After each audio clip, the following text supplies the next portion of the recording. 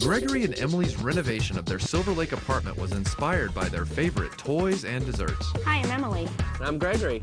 Welcome to Silver Lake. Come on up.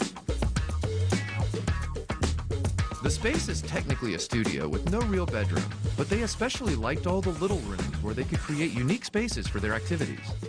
When we started looking for a place a couple of years ago, Gregory actually was unemployed and I was about to start graduate school, so we needed to find a place that would be a lot more affordable. And we didn't want to have to leave Silver Lake just to find somewhere cheaper. So we found this place, which was pretty rough around the edges. There was a lot of elements that I think would have scared off most people, but I think because we had lived in New York and San Francisco and places where you have to see the possibilities within the space. We loved all the little details in this space, the molding, the cabinetry. We thought it was a place that really had a lot of personality. The living room was originally used as a bedroom, but they wanted to use the larger space for entertaining. We picked furniture that was generally lower in level so that the ceiling would be accentuated in height. Our couches have removable bolsters to turn into beds when people stay over. The stereo has thin legs, which are airy, and also create a sense of space in the apartment. Emily's sewing room is about the size of a large closet. I learned to sew when I was about 3 years old from one of my grandmothers. Just the act of sewing, I feel like it connects me to my family and to other women, other generations, and it's something that's also very relaxing. I'm also studying to become a librarian, and my book collection is very important to me. So we've created the sewing room to double as a library with staggered shelves for the books.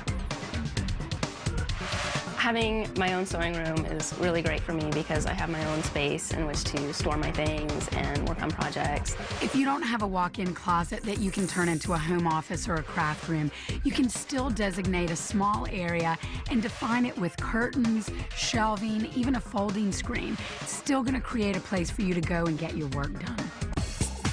One of the apartment's best features is its huge walk-in closet. This is where we keep a lot of our clothing, our shoes, Emily's collection of vintage bags. Also, we store away a lot of the things that we don't want to show in boxes that match. Some of the ways in which we've avoided clutter are to group our objects so they kind of create visual cohesiveness. Gregory's home office was originally a sleeping porch. This is where I do a lot of my graphic design work and also blog. This is where we also keep a lot of our extra books, and we also use this to just relax and enjoy our terrarium. They turned the entry and dining area into a bedroom. The bed fits perfectly into the dining nook. Don't be restricted by the way your space was previously used. You know what your needs are. Make the space work for you. Gregory is a children's product designer, and he's displayed his collection of toys on ledges out of reach of the cats. They love to cook, so the small and awkwardly shaped kitchen was a design challenge. We've kept everything off of the surfaces, but with an easy reach by hanging it, putting it up on shelves, using every square inch of space. When we first moved in, I didn't cook as often because I just found it very hard to move around. As we lived here longer, we started to think of new solutions for ways in which I could cook more efficiently. In a small space, everything is on display, and in our open pantry shelves, we put everything in matching jars so that they could be aesthetically pleasing. Gregory and Emily even carried their personal style into the bathroom.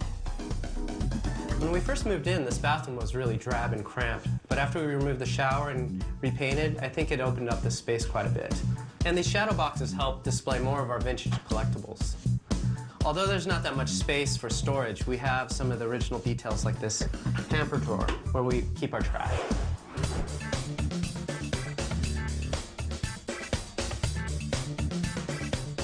I'm really happy with the way that the place turned out. We had to put so much into making it bright and cheerful, and that it really feels like home now. And I think that even though we lived together at previous residence, this space felt like us. I mean, like truly like who we are. It feels much more like home.